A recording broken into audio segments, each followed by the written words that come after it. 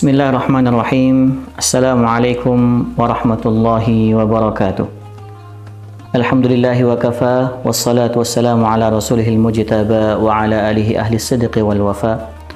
Allahumma salli ala Muhammad wa ala ali Muhammad wa ala alihi wa ashabihi wa man sara wa man jahada fi sabilihi ila yaumil qiyamati, amma ba'd.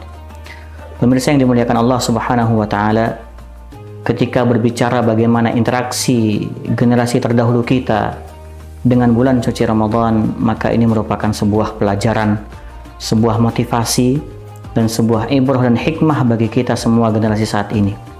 Sehingga dengan melihat bagaimana mereka berinteraksi dengan bulan suci Ramadan, bisa memotivasi kita untuk menjadi lebih baik dan memaksimalkan kebaikan-kebaikan yang sudah Allah berikan kepada kita di bulan suci Ramadan.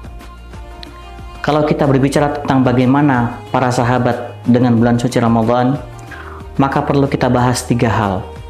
Yang pertama adalah bagaimana mereka sebelum memasuki bulan suci Ramadan, kemudian bagaimana mereka ketika berada di bulan suci Ramadan, dan bagaimana mereka setelah keluar dan melewati bulan suci Ramadan. Pemirsa yang dimuliakan Allah Subhanahu wa taala, salafun salih, generasi kita, generasi pendahulu kita yang telah lalu, ketika mereka setelah melewati bulan suci Ramadan, maka mereka itu mempersiapkan untuk perjumpaan kembali dengan bulan suci Ramadan di tahun setelahnya. Karena mereka tahu bahwasanya bulan suci Ramadan ini adalah peluang yang sangat besar bagi seorang hamba untuk memaksimalkan kebaikan-kebaikan yang Allah berikan kepada para hambanya. Maka setelah mereka keluar dari bulan suci Ramadan, di bulan Syawal mereka betul-betul mempersiapkan perjumpaan mereka dengan bulan suci Ramadan di tahun setelahnya. Meskipun mereka belum tahu apakah bisa bertemu kembali atau tidak. Dan persiapan-persiapan ini dari berbagai sisi. Kalau dari sisi rohiyahnya saja, maka jangan kita bertanya. Mereka adalah khairul qurun, sebaik-baik generasi. Ketika siang mereka berpuasa, ketika malam mereka qiyamul lail. Ini yang mereka lakukan dari sisi ruhiyah. Akan tapi dari sisi jasadiah juga kita tidak perlu mempertanyakannya. Dalam sebuah riwayat dikatakan bahwasanya perut para sahabat itu seperti batu bata yang tertata. Ini menunjukkan bahwasanya badan ataupun tubuh fisik para sahabat itu begitu atletis gitu ya. Akan tapi ada yang lebih dahsyat lagi. Bahwasannya para sahabat itu mereka mempersiapkan perbekalan mereka dari sisi materi. Dalam artian mereka mempersiapkan perjumpaan bulan suci Ramadan, bahkan juga dari sisi materi. Jadi mereka selama setahun penuh sebelum memasuki bulan Ramadan, mereka benar-benar bekerja, kemudian mengumpulkan hartanya, untuk kemudian ketika masuk bulan suci Ramadan, mereka meninggalkan pekerjaan mereka dan fokus hanya beribadah kepada Allah Subhanahu wa ta'ala. Inilah bagaimana para sahabat dan tabi'in dan tabi'ut tabi'in, para generasi emas zaman dahulu ketika mereka sebelum memasuki bulan suci Ramadan. Lantas bagaimana mereka di bulan suci Ramadan? Maka ibadah-ibadah mereka lebih meningkat lagi. Pemirsa yang dimuliakan Allah, kalau kita melihat riwayat-riwayat yang mengisahkan tentang bagaimana para sahabat dan tabi'in, maka mungkin akan membuat kita tercengang. Utsman bin Affan, dalam sebuah riwayat dikatakan bahwasanya beliau menghatamkan Al-Quran 1 hari semalam 1 khatmah, ya, sekali khatam. Imam Bukhari demikian juga dengan Imam Bukhari, ya, 1 hari 1 malam khatam 1 kali.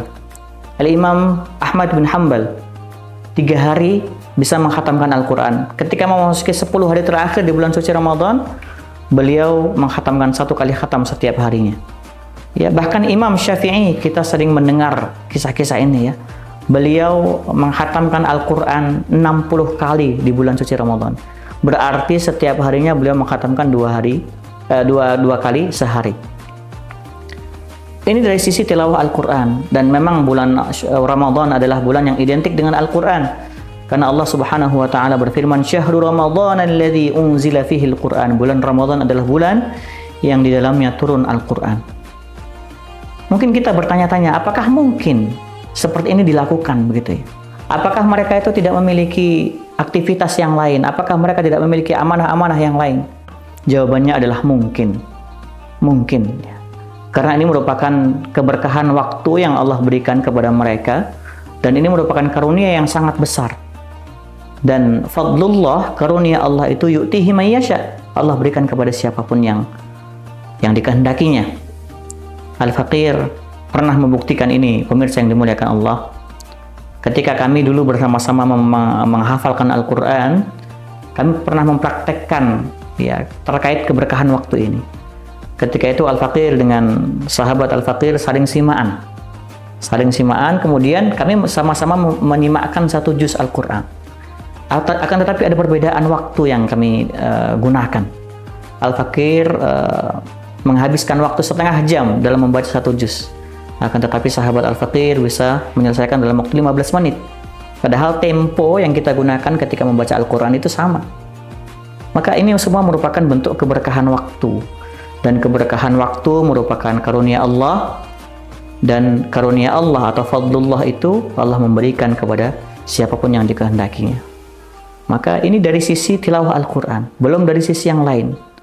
Ya, dari sisi qiyamul lailnya, ya, dari sisi puasanya, tentu para sahabat dan tabi'in dan generasi salaf terdahulu mereka ibadahnya lebih-lebih sangat bagus begitu ya, sangat maksimal. Ini menunjukkan bagaimana mereka itu berusaha untuk memaksimalkan peluang kebaikan yang Allah berikan kepada kita di bulan suci Ramadan.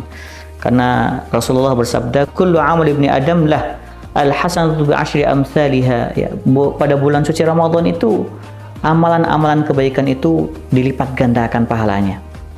Maka inilah keadaan mereka ketika berada di bulan suci Ramadan.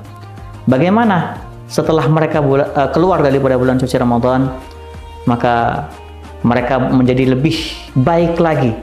Sebagaimana firman Allah, la'allakum tattaqun, maka mereka menjadi lebih bertakwa lagi. Karena memang tujuan, ya, salah satu tujuan daripada syariat puasa Ramadan adalah la'allakum tattaqun, agar kalian bertakwa. Maka para sahabat ketika keluar dari bulan suci Ramadan, mereka lebih meningkat lagi ketakwaannya. Ya, lebih meningkat lagi ketakwaannya. Karena bulan suci Ramadan adalah bulan tarbiyah, bulan pendidikan, madrasah, ya, di mana Allah Subhanahu wa taala mendidik hambanya melalui syariat-syariat yang Allah berikan kepada hambanya. Setelah bulan suci Ramadan, generasi terdahulu menjadi lebih semangat lagi ibadahnya, menjadi lebih khusyuk lagi, menjadi lebih bertakwa lagi, ya. Jadi mereka bukan hamba Ramadan tapi hamba Rabbani. Amalan-amalan yang mereka kerjakan di bulan suci Ramadan terus mereka usahakan untuk continue diamalkan ketika setelah keluar dari bulan suci Ramadan, bahkan diusahakan untuk bisa lebih meningkat lagi. Maka pemirsa yang dimuliakan Allah, mari kita bersama-sama memaksimalkan peluang-peluang kebaikan yang Allah berikan kepada kita. Dari puasa, qiyamul lail, sedekah, apapun yang bisa kita lakukan, kita usahakan. Ya, mungkin meskipun kita tidak akan mampu seperti mereka, kita mungkin tidak akan mampu ya meninggalkan pekerjaan kita kemudian fokus beribadah, mungkin kita tidak mampu, tapi minimal kita berusaha untuk memaksimalkan kebaikan-kebaikan yang ada. Mungkin bisa berzikir, ya, dalam aktivitas apapun yang kita lakukan, mari kita usahakan untuk memperbanyak zikir kepada Allah Subhanahu wa taala. Semoga Allah masukkan kita ke dalam golongan hamba-hambanya yang dibebaskan dari api neraka, dan semoga kita semua termasuk ke dalam golongan hamba-hambanya yang ketika setelah keluar dari bulan suci Ramadan menjadi fitrah karena diampuni dosanya. Barakallahu fikum, aqulu qouli hadza billahi taufiq wal hidayah. Assalamualaikum warahmatullahi wabarakatuh.